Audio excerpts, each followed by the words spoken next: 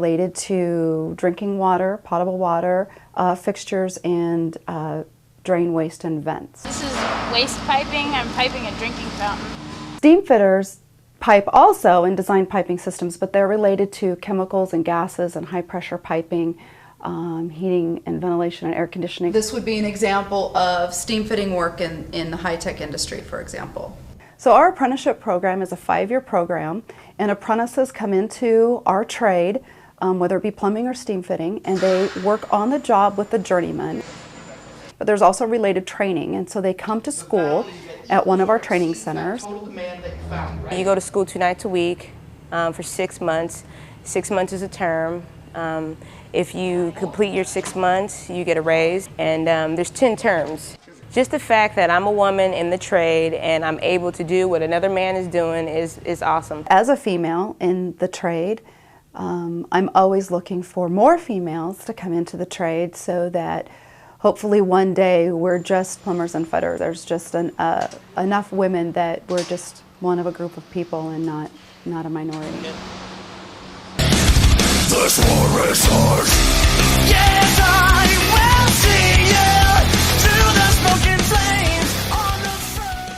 As we have seen since the era of Rosie the Riviter, which to those who aren't familiar with, here is a crash course. Rosie the Riviter was a mascot here in the United States, where the women would work in all the munitions and ironwork factories, supplying weaponry to the soldiers during World War II. The husbands would be off fighting and the wives would stay behind to work in his place, bringing home the money while he was away. She of course would lose the job if her husband came home alive. If he was in a body bag or didn't come home at all, she was widowed. This lasted from Pearl Harbor until the bombings of Hiroshima and Nagasaki in late 1945. The end of the Second World War ushering in the Cold War, Rosie the Riveter left a mark on American women that would come to help define the era of second wave feminism. Most of the World War II era women of course were in their 40s. Some of them probably campaigned for equal wages and helped pave the way for what would become known as the women's liberation movement, under the leadership of Phyllis Schlafly and Gloria Steinem. With Rosie and the attitude she brought, women started thinking of themselves as equal to men in terms of ability and intellect. Maybe not all, but a lot have. Now before I continue, I would like to state, I'm not against a woman wanting to pursue a career in the trades. If she can handle the job and perform the task as good as any man can, by all means give her the job. Put a hard hat and gloves on her and put her to work. I know I might be straying a little off MGTOW doctrine, but I don't care. If she can do the job, put her to work, provided she passes all the requirements and there's no affirmative action or some bullshit gender quota that the company has to adhere to. I have slightly higher respect for blue-collar women than white-collar bigwigs working at some Orwellian Fortune 500 corporation. Mind you, I said slightly. With gender quotas and PC propaganda being played and enforced 24/7. Having said that, it's important to note that women in the trades especially concerns me, and likewise should concern you as well. If you work in the trades, traditionally speaking, the trades have been a male-dominated workforce since at least the past 1,000 years, if you include metallurgy or working in the timberlands prior to the first industrial revolution of the 1700s. The trades have been male-dominated and relative stability has been assured. I am personally not opposed to having women work in the trades. If she wants to pursue a career in the trades, go right ahead. I have no objections with that. Just leave the feminist bullshit at home. No one cares about the so-called manufactured oppression of women. The only thing we care about is getting the job done and enjoying the fruits of our labor. In the future, if we are seeing the rise of tradeswomen, this could be leading to an epidemic of where there's a possibility, maybe not a probability, but for sure a possibility, that this could lead to the trades headed down the same path as corporate America. Orwellian tyranny, where men could not act like men and have to deal with women that do nothing but bitch and moan about everything that is an inconvenience to them. Not all, but a lot will. This could potentially inflate their egos to the point where they view themselves as goddesses even more than the typical that is seen today in the West. I am most concerned is having men that have worked too hard and fought too long to have it all pissed away on a bogus Me Too lie. You have to remember something about women and their nature. It's like I discussed in a previous video. All nature of women is universal, and no matter the background or whatever walk of life she comes from. All women have hypergamy encoded into their brain. All women resort to the same tactics. If you think for a second that just because she's one of the guys or she's blue collar, that she will not do what she can to avoid taking ownership of her actions and likewise resort to the default victim blame shame name game, you are mistaken. I.e. you will be compromised, and if you get too comfortable, you will suffer the consequences. All women may not be like that, but all women think like that. AWTLT. Autolt. All women think like that. You'd be hard pressed to find one that would be different. I'm not saying you can't find one like that at all. I'm just saying you're more likely to find a 400-foot tall purple platypus bear with pink wings fangs and silver legs. Be sharp and keep your business to yourself and don't hit on them. The predator lurks in mysterious ways. Tradeswomen are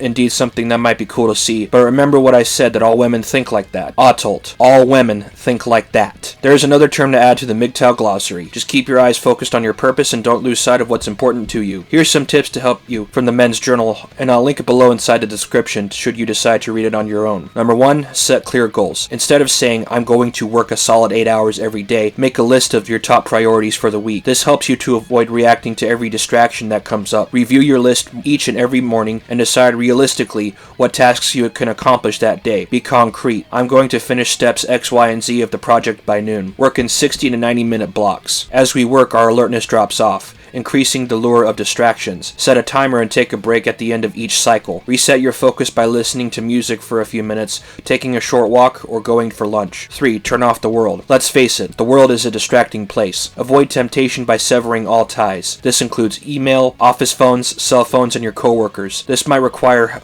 a quiet place away from your office to work, such as booking a conference room or hiding out in the office. If you need to, set up a system for your urgent messages to reach you. This doesn't include where you go for happy hour. 4. Schedule distractions. Distractions are not all bad, but you need to make them work for you. Unless, use them as a reward for a chunk of solid work. Start out with distractions that are good for you, such as working out or calling your friends. If Facebook and Twitter are your thing, block off time in your schedule to post or browse other people's updates, but stick to your schedule. Remember, you control the distractions. And practice not being distracted. Number 5. Meditation is a great way to do this because it's just you and your thoughts. If it's not your thing, practice single tasking throughout your day. At lunch, just eat. Don't read a newspaper or check your email at the same time. In meetings, don't doodle in your notebook or play with your phone. Number 6. Pay attention to yourself. Start to notice when and how you get distracted. What thoughts can happen before that? Are you tired, hungry, or bored? As you learn what triggers your distractions, you can head them off before you slip into an hour-long IM chat. And number 7, last but not least, from blocking out distracting websites to tracking how much time you spend surfing the web, many apps can help you stay focused. Once you identify what your habits are, pick one